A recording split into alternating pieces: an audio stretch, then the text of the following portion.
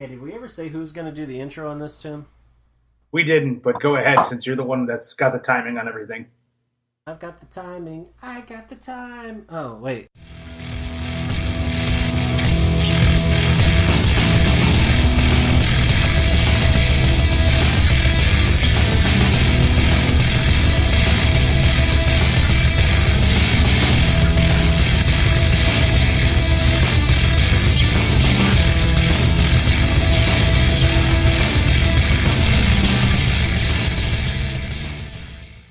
Hi, people. How's it going? I'm Nick. Tim's here too, as you heard. We are once again joined by Matt and Anton from Hyacinth Games. And I know it hasn't been a month yet. We haven't seen them at Adepticon. I haven't seen if my swag bag there has a little motorcycle in it or not. That would be awesome. But it doesn't. We haven't yet. We left it out. Aww. I mean, they do say that... They waited for you to come by and said, no, fuck that guy. That's going to be a lot of beer to make up for it, damn it. Matt will take care of it. No problem. I will have plenty of beer. Don't worry. Yeah. Well, as long as there's plenty of beer, I guess all will be well. Last Adepticon on Saturday, we restocked my cooler halfway through the day. Well, at least you have methods of restocking it. That is a very important thing. Alright, so this is coming to you actually before Adepticon. It should be somewhere around the week of the 15th that this is getting released. And that's because we have a very important discussion to have, and that is Kickstarter. Actually, this is going to be Kickstarter number 4 for you guys, right? Oh, I guess it is. I didn't think of it that way, but yeah, it is. And this one's a very, very important one. Yeah, it's the same number as my of husbands as my ex-wife has now. Oh God! All right, yeah. Just start this off. Four's the magic number. Four's the magic number. If they're 13. I couldn't resist. Sorry. It's about vehicles. We haven't even brought that up yet. I know. I was like, it's very important. And he's like, I know. It's because it's how many my ex-wife... There we go. All right. Derailed. Take care of the important stuff first. The important stuff. Yes. We're going to hop in these vehicles and drive them straight into hell with this one. No, apparently. So, we're talking about vehicles in the post-apocalypse. There's lots of cheering. You guys just can't hear it. Oh, okay. The crowds are standing ovation. Nice. All right. So, how do vehicles change the game? Well, they let you move around a lot faster, obviously, and they give you some protection from the elements and from people trying to shoot at you or hack you with a club, attack you with a club or something. But I think one of the other elements that they do is it adds the ability to really do some cool and fun larger models on the board, as opposed to wanting to, go the route where we're trying to make some kind of jump from skirmish to, army type of game, which we don't have any interest in doing. The only scale that we're looking to do is introducing a couple of these larger vehicle types. All the way from down from like the little dirt bike that we're going to be giving away at Adepticon, all the way up to like kind of semi-trailer, or tank size models, which hopefully at some point we'll do some of those. But the Kickstarter's for the smaller and mid-range models mostly. All right, so I know you said a dirt bike, but is any one of those going to be the pig bike? Pig bike? Got a guy riding on a pig? Oh, well, there's the pig carts. Yeah, but we were talking about doing a bored chariot with a broken down car at one point. There you go. Oh, yes. Okay. I was like, pig bike, man. I don't know what that is. I was just throwing it out there. That's close. I connected the dots, guys. Don't worry. Yeah, Matt figured it out. So, go ahead. I was just gonna say, there we go. Matt's got us at least. Pig bike, chariot.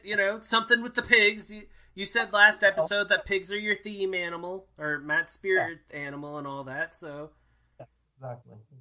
We can't forget about the pigs. So, I do. I actually have. So I've got these this really vague concept with some rules mechanics for a chariot racing game that I want to do set in the Wreck-Age world.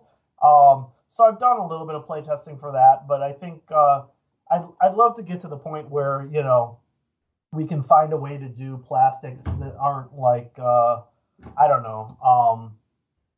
Ideally, we'd like to do most of the production in the U.S. if possible, and right now that's just.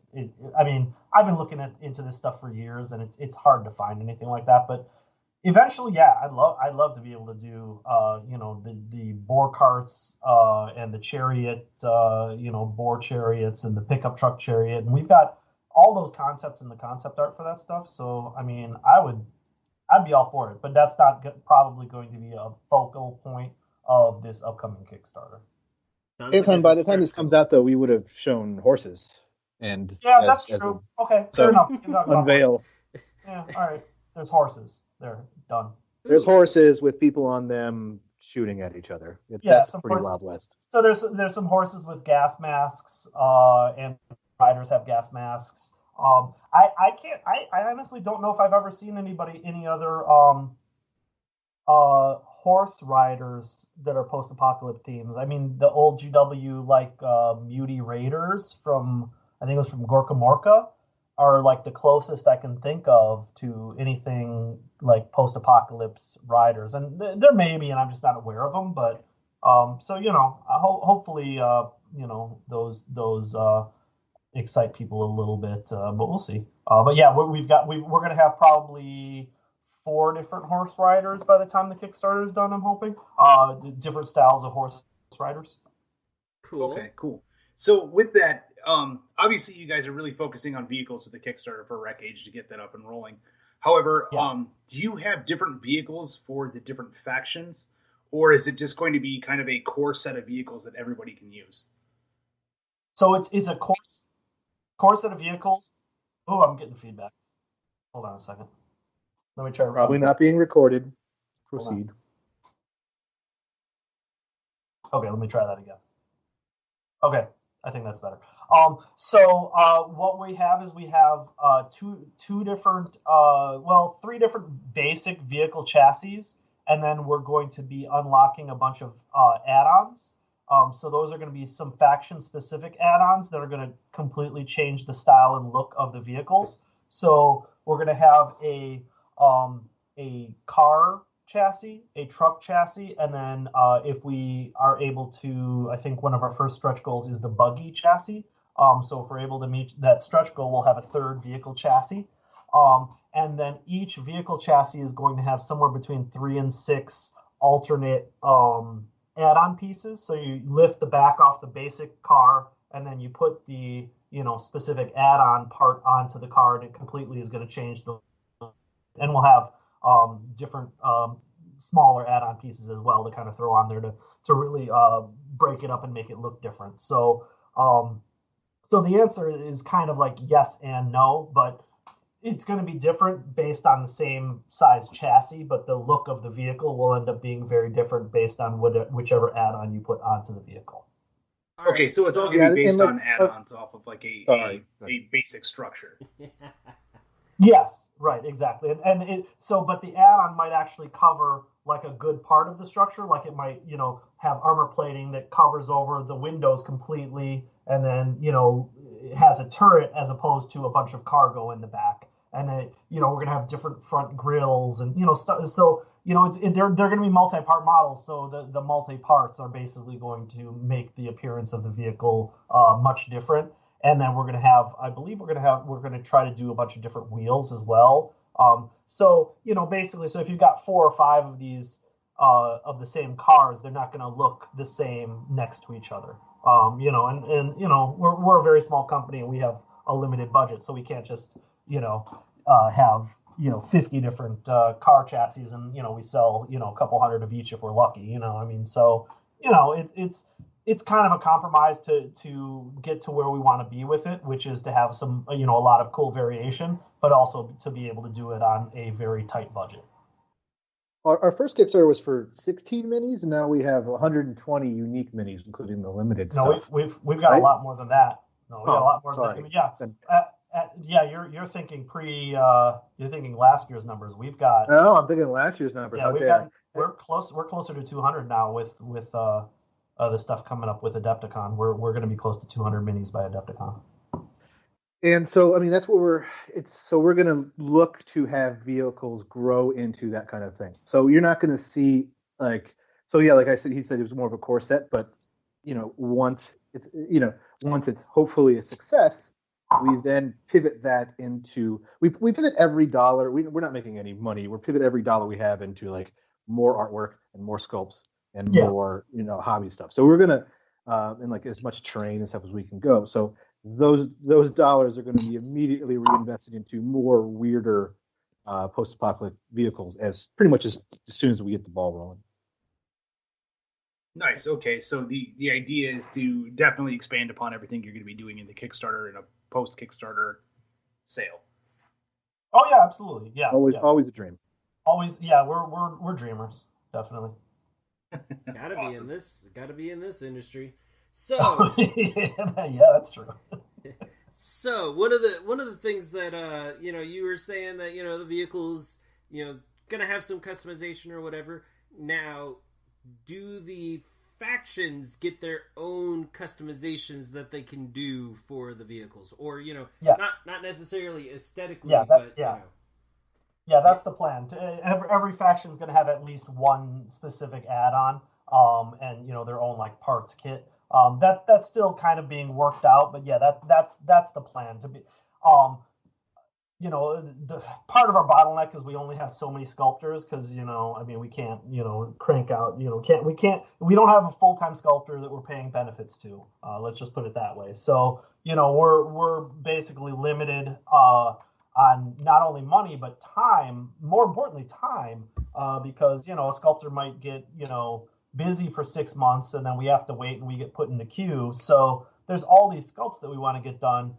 But yeah, the plan is to have at least one add-on for every vehicle, and then also a crew for every vehicle for every faction. So, the reason I gave all that information is because the crew is what's going to be the holdup. The crew, we probably won't have anything to show for the Kickstarter. We probably won't even have it be an add-on because I think it's just going to be a down-the-road thing. But the plan is to have crew specific to each faction as well. Okay, cool.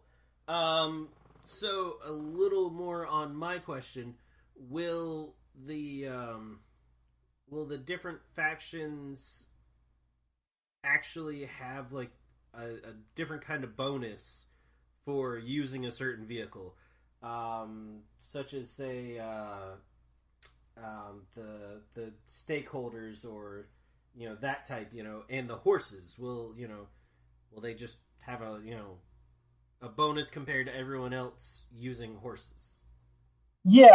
I mean, there are going to be some some bonuses and advantages for using different vehicle types.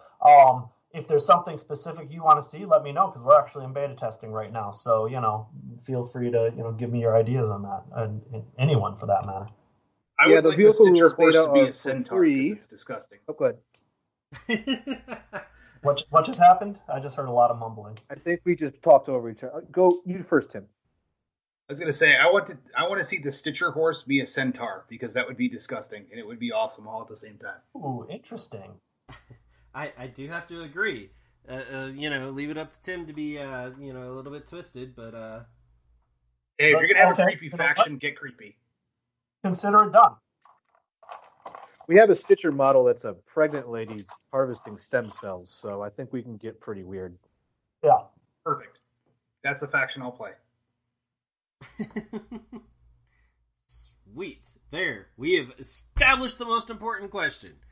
Only 1.5 episodes. What faction will Tim play? They are my favorite as well, so yeah. Great minds. Great minds. Okay, Okay, so now that we've kind of discussed the fact that each, like, you're going to have a core set of vehicles, you're going to have a core set of add-ons that these vehicles can take that each faction might use a little bit differently, and the rules will tweak based upon that. How will the vehicles be incorporated into the campaign play that is a core piece of Wreck-Age? Like, is it going to be more of just like a really cool tool to add like extra firepower on the battlefield to move around faster? Or will there be scenarios that are very specific to the vehicles? Oh yeah, the plan is to have vehicle specific. We have some vehicle specific scenarios, but the plan is to have a lot more. And in the way that I was telling you last time about how the communities, you build the communities have this option that we're working on to be able to build the individual buildings. The cars are also going to require upkeep and interplay with some of those buildings and the characters as well. So you might go on like a scouting run and then have to bring resources back, and then you broke your car, you got to repair it, you got to build a mechanic shop to be able to build your car, and or to be able to maintain your car. So there's going to be a lot of interplay in the after game stuff, and in the as well as in the gaming scenarios. Okay, cool. Do you have any examples that you could give us on that? Because I'm sure a lot of people at this point are thinking, wow, cool, finally a post-APOC game that actually uses vehicles I can get my Mad Max on. What kind of stuff do you plan on throwing at people to kind of give them that feeling? Specifically, what do you mean? What are you asking? As far as like how they're used in scenarios, like will you have certain ones that are more like, kind of that whole Mad Max Fury Road where it's just kind of a big raceway where, people are jumping from car to car, things like that? Yeah, there's going to be scenarios like that. I think we have like 6 scenarios worked up. There's like a scavenging run. There's a battle. There's like race. Let me pull. You know what? I can't remember. There's one that kind of reminds me of attacking a stagecoach in the Wild West that I thought seemed pretty cool. Also, I mean, there's already some boat stuff that's up with Shangri-La. Like boats have been brought into the game, and like Alex at Ironheart is doing some really great boats for us. Are we going to have those at Adepticon? They look really. The mock-ups for those look really cool. So like, and so with that, like we were doing like and also like your chariot racing thing is going to be a scenario. Like there are going to be scenarios that are just completely vehicle driven, and like the best way to, and they are like I said, they are all in beta. Like you can get the beta rules for free right now at the rec-age.net. We have tons of free stuff always for PDFs, and that will probably that one's gonna stay. That one's gonna stay free. Yeah, that's gonna stay free. Yeah, we're not gonna but the way that vehicles play a little different is like they do give you that protection until they pop on you. So they're not, because it is like we've talked about like the post-apocalyptic like the chaos of it. But those things, when they do explode, you're losing that crew and those resources. So you're paying a higher resource unit cost to have like that, like, maybe like shock and awe of the vehicle, but it could very well, set back your community more than you were ever going to get out of that scenario. It's all fine and dandy till somebody shotguns the motor. Which yes, exactly. which makes me think of some of the first times I was playing D&D. I wanted a horse. I wanted my guy to be that knight and all that stuff, and he had to have a horse. And the DM I had at the time nodded and said, "That's fine. Just FYI." What was your horse's name? It was like Periwinkle or something like that. Were you very attached? I wasn't very attached. I didn't have time. Because he said that his goal was to always kill somebody's horse, and he managed to kill all my horses very quickly. We rode out to the first dungeon. We came out, and there was a goblin munching on it. I'm surprised you didn't drown one in a river too, you psycho. I don't know where that came from, but Now okay. I'm sad. Yeah, well, so was I. I was like, "Oh, I just killed all the goblins." He's like, "Not this one. He was outside." So I take it for the most part because of the fact that in Wreck-Age, like, combat's pretty visceral. I take it that just like getting hit by a car, like you don't get hit and go, I suffered a couple points of damage. No. I mean, for example, like getting shot at is like a power 3 attack. If you're hit by a car that's moving very fast, it might be like a power 10 attack. So yeah, you're probably going to get splattered. Which would be the most amount of dice. Yeah, that's the most amount of dice I've ever rolled in Wreck-Age. Like explosions are usually I'm in your face and shooting you with a shotgun is 6. Yeah, if you're getting hit by a car going 80 miles an hour, yeah, I mean you're most likely done. You're causing explosions another way. It's just this time it's not Michael Bay. It's Grindhouse. Yeah, exactly. It's just your intestines springing out of your mouth. Terminal velocity. It's just confetti. It's okay. Meat confetti. Fantastic. Cool. So you guys alluded to the fact that like the vehicles will have special rules based upon the different factions. Can you give us some examples of like what some of the different faction vehicles will do? I know you said that there's add-ons, but like what would the Stakers do compared to like the Stitchers? Right. So the Stitchers are mainly looking to harvest body parts and organs to increase their life. So almost all of their vehicles are going to have something like that worked into it, whereas the Stakers are, farmers or miners, so they're going to have more cargo space in theirs typically, or space to hold people. In terms of special rules for the vehicles, there are basically different traits that are going to let you do different things with the vehicles, and different factions are going to have access to different traits that you can, add onto the vehicles, as well as different equipment on the vehicles. For the most part, they're going to play like they're not going to change the mechanics of the play. But it'll be more like the nuances with the various equipment and the traits that the vehicles have. I plan on having a group of stripped down dirt bikes from my drifters that just come at you and maybe reach you, but when they do, it'll be like pretty brutal. So like the different factions will like the traits he was alluding to, it's just going to be like a boost to like drifters inherently have like a nimble trait for themselves as people generally, and working that into, like we said, it's and sorry for the vagaries of this, like we said, it is in beta, so it's kind of shifting sands, and I feel like anything we say with any certainty will change we see it tomorrow. Definitely. But like the idea is like you would have like strike fast, low cost drifter stuff. That's my plan. So like oh well, one of them popped, but it's not like a Staker would have like a caravan of like almost like armored cars to try really protect the people that they value their lives that much more. You're going to see, and then so they're going to have their traits are going to be more geared towards those type of like belief systems and things like that. Right. Where like your Stitchers might have like barbed wire nets that drag behind a car. The playstyle of factions are going to come across in the vehicles as well. Okay. So awesome. You mentioned, Tim, barbed wire nets behind the Stitchers. When I was thinking of the Stitchers vehicles, I was actually thinking a cattle catcher, except for people, so that they could, catch them. Yeah, that's very similar to what we're working on. Yeah. Just seems like the natural extension. I want you for parts. I don't. But you don't want to mess them up too much. You want to preserve a lot of those organs, guys. You got to. But they can. Right. Some parts can get squished. Well, a little blunt force trauma just means that it's easier to take them out. Exactly. You got to massage them afterwards. Yeah, exactly. Awesome. So, with the Kickstarter coming up, I know that the date on that is currently March 17th, correct? Yes. Okay, cool.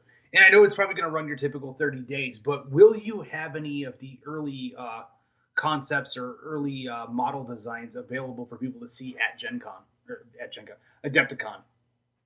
That's the plan. I have a couple of them in hand that we're not showing for a little while yet, and they are really cool. So we've got the 3D renders already, and I'm hoping that we will have a couple prints and some real basic playtesting beta stuff. I mean, the beta rules have been out for a year, so it's actually going to kind of be the second version of the beta. So it's going to be a little more in depth, and some of the changes that have been suggested throughout the last year are going to be implemented.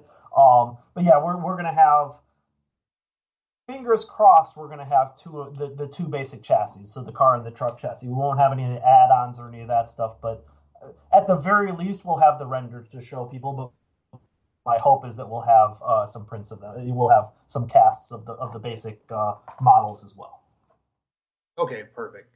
Yeah, I just kind of figured, especially with Adepticon being your big show for the year, I would imagine that would be the place that you have like the big reveal. Yep, that's the plan. Is the time going to allow it? Yeah, I don't know, but that's the goal. So at the very least, we will have the artwork. But I mean, fingers crossed, we will have those. We will have some casts done of at least the two chassis. Sweet. Even if definitely Anton get those done. I want to see those when Indiana we're there. like he did last week. Yeah, I drove to Indiana last week to pick up models. Nice. Well, I mean, just some dedication right there. Yeah, whatever. Sadly, Indiana's not a great place. No, it's not. It's not. Nothing against anybody listening from Indiana. I know lots of nice people. I know lots of nice people from Indiana. I go there once in a while to pick up minis. And then come back as quickly as possible. And then come back. Yeah, and then I come back. It's like this is like an 8-hour round trip. Nice. So it's not too bad of a drive. No, it's not terrible. I take it with the vehicles coming out that you're automatically going to have a lot of the stuff that's already going to be incorporated into the RPG. That's going to pretty much be an automatic plug-in. So how do you see that affecting the RPG play? The RPG play will actually have a lot more room. Oh man, I'm getting the feedback again. Hold on, let me start that again. Okay, check. Okay, that's fine. Can you ask that again? Sorry. So with the vehicles, obviously you talked a lot about how they're going to be playing out for the most part in the skirmish game, but most of your rules are kind of plug and play into the RPG. How do you see that changing the way that the RPG plays with the introduction of the vehicles?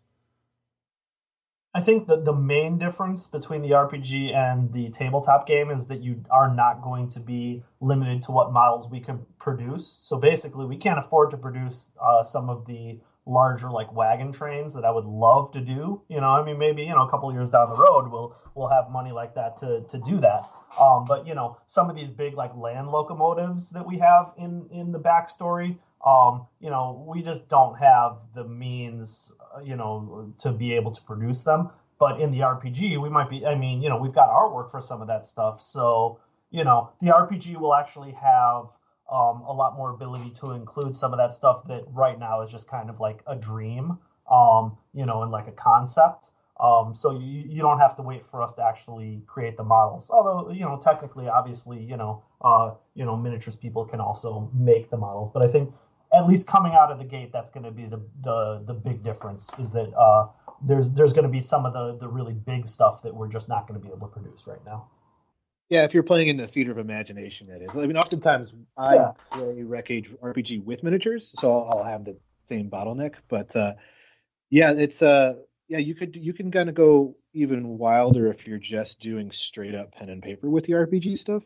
Yeah. And from a power creep stuff, I don't see that. If that's what your concern is, like how are they going to integrate? It's just going to be more. I think vehicles in the RPG are probably going to be. They're probably going to be less abundant, maybe even less useful. Other than they're actually going to be. You're going to be using them more for your actual, transportation rather than kind of like planned or maybe not so planned conflicts in like a campaign play, where you're going to be like squaring up against this many RUs of them, and you guys have decided yes, you're playing with vehicles, so you have X amount of vehicles. Whereas in the RPG, when you're working with a narrator as an antagonist. He could then go, yeah, that's cool. Let's incorporate as many vehicles as we want. But then, that's kind of like, that's something that, usually at the start of a campaign, you've already decided upon, which sounds awesome. And I want to go there. Yeah. Well, and another thing is I don't see us ever doing like some of the, like retrofitted like weather balloons, like combat weather balloons. And, I don't see us ever doing miniatures of those. I just can't imagine that there would be a huge market for, a Zeppelin type, post-apocalypse Zeppelin. Maybe there is. I don't know, but I can't imagine that we would be able to recoup expenses on something like that. But in the RPG, like, yeah, it's right. We can certainly, give you everything for that, no problem in the RPG. So I feel like the RPG has less limitations in terms of the type and size of vehicle, whereas I don't think there's any way we'll ever produce some of these, more the larger in terms of scale concepts. I don't think we'll ever actually produce those miniatures.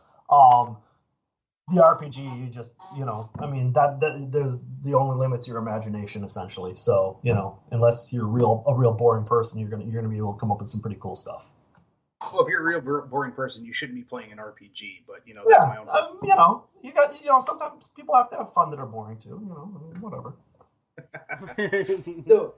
So you're talking about a car and a truck chassis, like for the Kickstarter, and I might be going a little bit into too much detail here. Let me know if I am, but obviously the Kickstarter is not out yet. Do you guys already have some plans on different stretch goals? Like you talked horses, you talked a couple things like that. Are you thinking like maybe if it does well enough, go to a couple bigger vehicles like semis?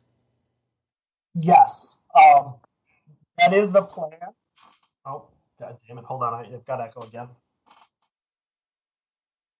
Yeah, we pretty much have more stretch goals than we'd probably like to admit to, because you don't want. I mean, been having done Kickstarters in the past, and we want to have like we might have some concept art or stuff like that, but that's also something that from a small company like us, we can reuse that in a book or something down the line if it ever gets to that point. So yes, there has been some work that to be made that is like living the dream, and that if everybody greatly exceeds our expectations, yes, we would love to see like trucks and stuff like that. No, trucks are on the list. Trucks on the list. I'm sorry. Trucks are doable. I've got some pie in the sky dreams, but they're dreams. You know what I mean? Like we're definitely doing road sections as an add-on or as a stretch goal. And those are actually already in the works. So even if the stretch goal isn't met, those will still eventually come out. It'll just be at a much slower pace. So we're doing like a urethane rubber road set. We've got a couple other add-ons, different kinds of vehicles that we're looking at. We've got, I think, an ATV that we're looking to do as a stretch goal. We've got a variation on the bike that we're looking to do as a stretch goal. And there's a bunch of other add-on pieces and stuff like that. But we've got stretch goals. I mean, that I don't think we'll make. But if we do, that's fantastic. And if we keep making our stretch goals, we're not going to have problem coming up with new ideas for that. I mean, we have like something like 600,000 words of background for this world, and a lot of it is vehicles. So if people want to support us, we're going to come out with some more really cool stuff. And I'd love to be able to do it, but I also don't want to set unrealistic expectations for myself and then be like, oh man, we didn't do any of that stuff, So the realistic goal is what we're shooting for. If for some reason this greatly exceeds what our thoughts are, yeah, we've tossed around a lot of really cool ideas. So we'll just see. But yeah, we're basically just trying to meet our bare minimum for the expenses to get this basic stuff out the door and done well. That's really our goal, and also to try to do it on time. We're ahead of the curve on most of the stuff. I mean, we're pretty much ready to go on the car chassis. And do you care if I say where we are in terms of how far out from there when we're recording this? Man, do it. No, it's not. I'm asking Nick. This is not because it's not our podcast. No, go ahead. You say whatever you want. We've never stopped anybody from talking about anything at all. Well, I just don't know if you care if when people when you're recording a podcast or something. You know what I mean? Oh, so. No. No, the magic of podcasting. We recorded this right after the other one. Yeah. Okay. Great. Cool. All right. So full disclosure then. So yeah. So we're a little over a month out from Adepticon right now as we're recording this. And we've already got the car renders in hand. So those are pretty much ready. I should have the truck renders in the next couple days. So, I mean, we've basically got the two biggest parts of the Kickstarter already done, So, I mean, and a lot of it's just going to be focused now on, trying to get the word out on this Kickstarter and get people interested. And if people are interested and support us, hey, I mean, we'll definitely keep rolling with the stretch goals for as much as people want to support us, for sure. Perfect. Rolling with the stretch goals for the vehicles Kickstarter. Yeah, I did that on purpose. I meant to do that. Funny guy. I'm a real Pee Wee Herman. Pee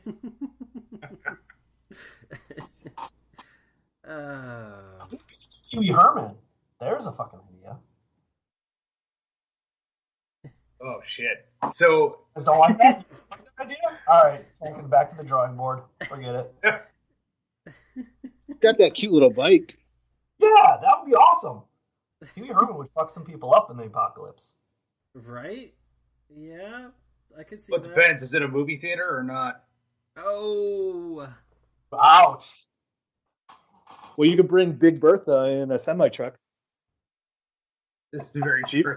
she was terrifying. Barge? That was. Oh shit! Are you just gonna make a Lawrence Fishburne miniature to go along with that too? Yeah, of course. Cowboy Curtis, man. We talked about horses just now. We can do it. This is a whole new line that we're doing now. And back then, he was Larry Fishburne, by the way. Oh, my apologies. Totally different name when you have a Jerry curl and a bedazzled vest on. We really did. We decided to put this on the highway to hell. Yeah. This works. I like it. So we're talking about a Kickstarter dealing with post-apocalypse cars. We might as well just go ahead and drive them straight into hell, like I was saying in the beginning. So, yeah, this is going to go right down the worst road possible. I don't know if people. DC theme. Yeah, if people weren't into weird, nerdy shit, they would not be listening. So This Well, is do it. true. Actually, I was sending this podcast to someone that we were inviting on the show a little while ago, and I was like, "Hey, if you haven't listened to this, it is a little bit mature, especially depending on whichever episodes. Just FYI, you might get weird looks if you decide to listen to it at work." Wear headphones. We've never once alluded to the fact that we're highbrow and classy. We just try to act like it. Actually, I think I did on a very, very drunk Christmas party photo. I said nerds can be classy too. Yeah, it didn't help you were already hammered. But Awesome. So okay, weird side story. I actually heard a guy listening to the Terrain Tutor YouTube channel in a bathroom stall at work the other day. Like, no headphones, just blasting it. And I was just like, who is this? Hey, who are you? Do you want to be my friend? I know who you're watching on YouTube right now. And then you get no response. How is your bowel movement? That's what I was just thinking. Is it worse to get no response, or is it worse to get a response? I don't know. I thought about just washing my hands for like 2.5 minutes and waiting for him to come out all natural, but nah. Was he? So I got to ask this: was he talking about videos with working with various pastes?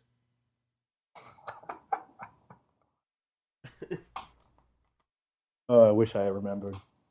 The worst part is the fact that you know the voice of Mel Bowes through a bathroom stall. Like, that right there should be a sign that you're a nerd. I listen to a lot of YouTube at work, and that's what I get through that and audiobooks, or I would die. I work in AP. I mean, it's boring. Oh, well. Yeah, I can understand that one. All right, Pee Wee Herman, let's get back to it. Pee Wee Herman. All right. So, we've talked about the vehicles. So there's going to be trucks, cars, horses, maybe a pig chariot. If people are really interested, there's going to be the motorcycle, which It's the same motorcycle that's going in the swag bag, right? Different version. Oh, different version? Ah, sweet. Give people same size but different version. Okay, cool. So if there aren't any other pictures out, I know if people go and look at the Adepticon, they can kind of get an idea of what it looks like. Yeah, we'll send you. We'll send some pictures that you could link to as well. Awesome. Let me look at the Adepticon site right now. Keep going. I'm not sure if they have do they have the painted one up or no? I think it was the painted one that they had up the other day when I saw it. They okay. Put that up before I did. I retweeted the fact they put it up. Oh, okay. They're on the ball. Okay. Yeah, they were all excited. Yeah, the Adepticon guys, the social media people are pretty great. They're all pretty good. Yeah, they... We really need social media people. Oh my God! When you find them, let us know. When you find the good ones, let us know. No, because then you'll tie them up and make them busy, and we'll not have time. I doubt we'll do that. Yeah, it's the painted one. It's pretty sweet actually. I like it. It's a cool little dirt bike. Yeah, something simple and thematic and something that people can kind of throw. It's not with these vehicles. We wanted to kind of tread that line between here's stuff specifically for our game, but here's stuff that you can also use for a lot of other things as well. Just because we're just getting our foot in the door with this stuff, with these larger models. And as we progress, I definitely want to do more faction specific themes and some of the more outlandish ideas. But right now we just wanted to get it's not only just getting these models done, it's also figuring out the process, and there's a learning curve for us as a company because there's things that I would have never thought about that we've run into during the design and production on these vehicles, that I never would have considered on something smaller, so if we just jump in and do all these really complicated things, like for example, one of our very old Kickstarters, we tried to do this thing called a BPU, which is a body processing unit for the Stitchers, and we have maybe 50 different files from that thing, and none of them have the right I don't even know the technical elements of why these things didn't work, but basically the mesh on the 3D models didn't work, so there's holes in it, so it couldn't be printed, and I don't know how many hundreds of hours I expended with the artist trying to get that right, but it was just a learning process, and now a lot more people are doing 3D modeling, so people know what they're doing more, and I'm a little more knowledgeable, and just the whole thing. So as time progresses, we'll get more comfortable with it, and we'll feel more comfortable doing some of the more kind of outlandish stuff that we would like to do, so we're trying to keep it pretty simple now, and that way we can actually accomplish what we're trying to do, as opposed to running around in circles like a chicken with a head cut off, or a boar for that matter. Yeah, that if you're posting a picture of that dirt bike, I would say that is a good baseline that we're going to build off of. Yes, for along the line. Definitely, yeah. Nice. So how are these gonna come? Are they getting cast in resin? Resin and metal. So it'll be resin base parts, and then metal for the smaller parts and for some of the add-on kits. Gotcha. Cool. Awesome. So that all kicks off on the 17th of March. What all do you guys have planned for events at Adepticon? Because I know a lot of our listeners are probably going to be going to Adepticon. It's going to be. Oh my God, man! Hold on. Let me start over that. I was getting some feedback. So at Adepticon. Oh, sorry. Go ahead. Oh, I was going to say, I was going to step in. Yeah. So we actually do have a vehicle event. Was that Saturday afternoon? Yeah, Saturday. I'd have to check again. Yeah, we've got, and there's tickets up for that. I don't think there's too much left. I think I'll be probably doing demos at the table. We are sharing a booth with Iron Fortifications. Alex is great. So Yeah, and GMM, the guy GMM who painted the dirt bike. So we got a little commune going over there. It's going to be a good corner to come visit. It will be fun. But tell them, I mean, mainly if you want to get belligerent, that's the corner to come to. You want to get real ignorant, that's where you show up. This is we're in the spot where things are getting weird all day. But yeah, I mean, mostly for Adepticon, it's still, even though we've got kind of a foothold there, it's still a lot of demos. But Anton, since we're doing a lot of vehicles, can you tell them about the vehicle event? Because I know you're running that. Yeah, so what the hope is for the vehicle event is that people will bring their dirt bike models, and we're going to have kind of like a dirt bike race. So we're going to have a lot like kind of like a circuit, just like Excite Bike or something, but like on the tabletop with guns basically. So that's the hope for that event. But we'll also have some other cars and stuff just to kind of show off the rules in their beta form and get feedback and get hopefully get some people excited about it. And we'll also be running demos with the cars and showing off hopefully showing off those castings of the basic chassis. But yeah, we'll be running some vehicle specific demos on Saturday specifically, but we'll also have here and there we'll be doing them for people as well at the booth and at our demo station. I think the video game you meant to reference was Road Rash. No, it was Excite Bike. I know it's 2D. I know it's 2D, but I'm still picturing Excite Bike with guns. But like an overhead view. Isn't that the one that where you're on the dirt bike and you're going over all the bumps and all that? Yeah, exactly. Yeah. You could build your own courses. That was fun. That was like the first NES game I think I saw that did that. Yeah, that was really cool. Oh, I don't remember being able to build your own courses, but oh yeah, that was a big part of that game. I mean, they were just like diagonal bricks. Yeah, it was not anything big. Yeah, I mean, I feel like my son who is 6, he's talking about trying to design a video game, and I feel like he could probably pull off Excite Bike at this point. Yeah, probably. Sadly enough. It took us years of our lives. I mean, whatever. Stuff's cool. Yeah, no, I just mean, what took us years of our lives, they're like, oh yeah, that's boring and old. Right, exactly. And you just, feel a little sad on the inside because you're like, I know, but still, shut up. Hey man, we're not playing historicals. So we're not that bad. We're not playing historicals. Ouch. So you guys said you're sharing a booth with who again? You got GMM Studios and who else? And Ironheart Artisans, who does a lot of MDF stuff. Yep. Yeah, that is the drinking corner.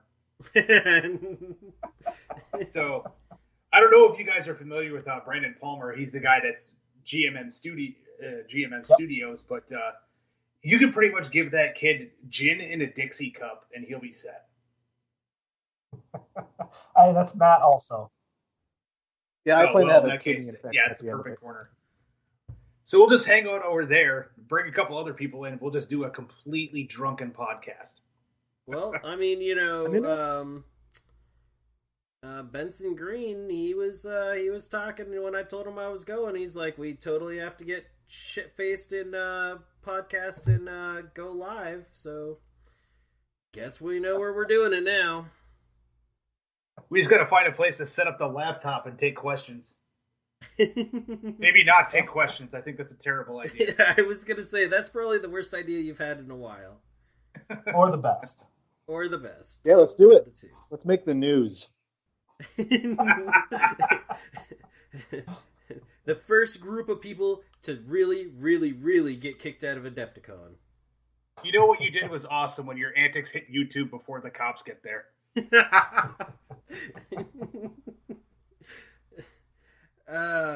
All right.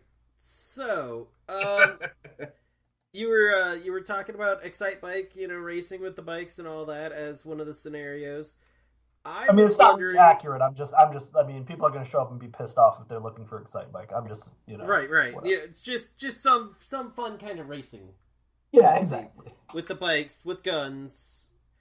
Yeah. So I was actually kind of wondering, since you had talked before about some of the missions or scenarios being non-combat oriented, if there was something similar planned for with the vehicles. It really planned is for the just vehicles. Yes, for Adepticon, no. So yeah, you'll have like kind of like not Red Rover. Why am I blank? Like capture the flag with the vehicles. So you're trying to go back and forth and stop the other people from going, and there'll be bonuses for not using weapons and stuff like that. So there's a scenario that's similar to that, basically, where you're trying to race back and forth and kind of cross each other and get the opponent's stuff and bring it back to your base. cool. Of course, now I'm thinking about they had a. Have you guys seen the video on Facebook where it's they're playing soccer with cars and they've got the big construction machines as the goalies, and they're picking these huge oh man. Okay, well I think we're doing that also. It's awesome. It's an excavator, and they've got one at each end, and so the excavators are like trying to drive across this big wide area on this like football field and hitting this huge ball while all these people in like Pintos and Ford Fiestas are driving back and forth, hitting it, trying to get it to go into the different goal zones. I think that's a really good idea. I know, right? I'm glad I thought of it. As you started talking about vehicles and some of the other stuff, I went right there. I was like, "Yep, that sounds like it would be a whole lot of fun." Or polo or something like that, car polo. Exactly. Jousting. Motorcycle jousting. Motorcycle jousting. Yeah. I don't understand why that's not a thing now. Yeah. I mean, probably because you would die, but I mean, other than that, it's a great idea. It depends on how fast you go. I've seen bikers do jousting before. It usually results in one of their bikes being on the ground. I'm at my computer. I'm going to look up motorcycle jousting. And this shit's going to go south quick. And Anton has now been lost to YouTube. I've been a few weeks. Yeah,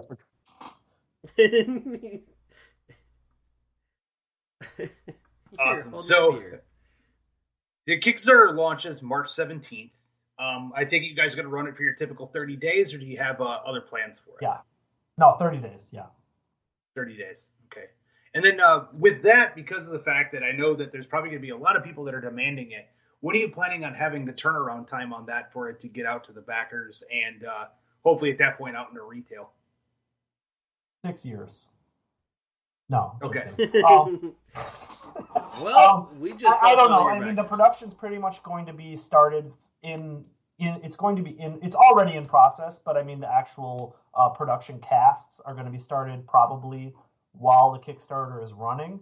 So hopefully, there's going to be some snags somewhere. I mean, there always is. But hopefully we can at least start getting some of the stuff out immediately as the Kickstarter is done. It's going to depend on a lot of factors, obviously. But yeah, I'm hoping we can at least start shipping some of the stuff immediately.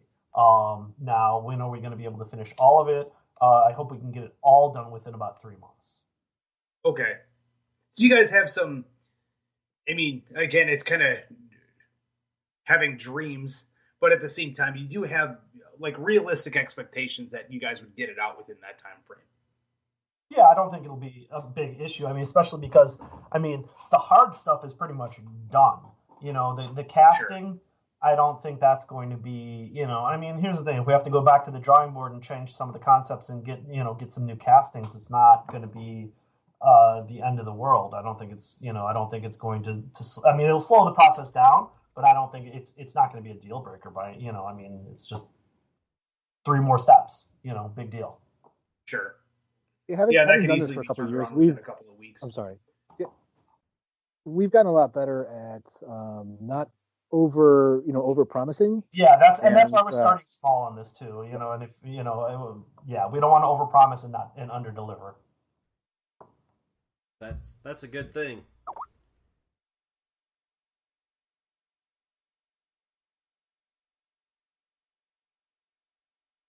I'm getting a little bit of feedback. Sorry.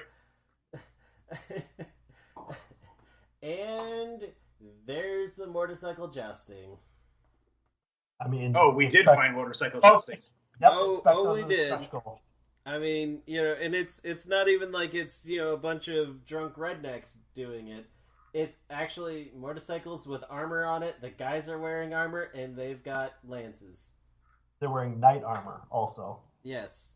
Which I'd like to point out. It's important. They are small but important detail. So what would they call that sport? High octane concussion?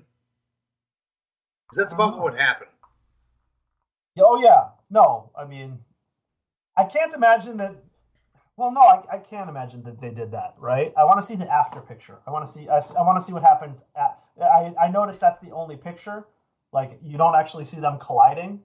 So that's the picture I want to see. Yeah. The after effect where one stands up, raises his hand, and cheers to the crowd and can't do math.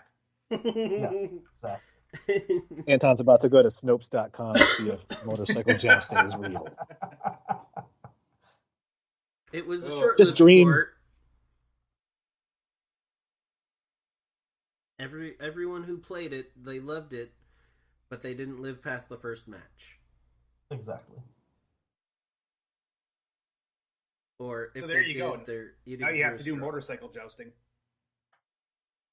Not opposed.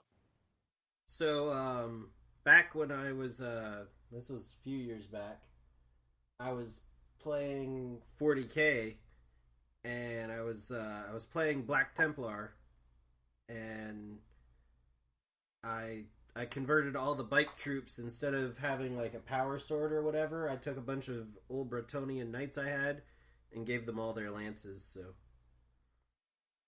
there you go. Which edition were you playing? I think the last time I played them was like 4th edition or something when I played. I think that was late 4th edition, maybe early 5th edition. Okay, yeah. So I totally know how they played them.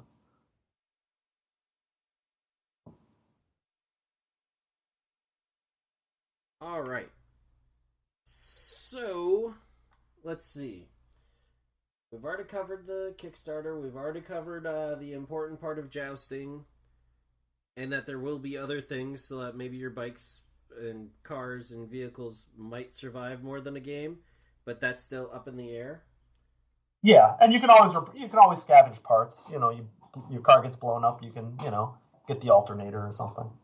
Oh, and so the other thing is, some people have commented that a couple people in the inner circle of our friends and people who have seen some of the renders are like.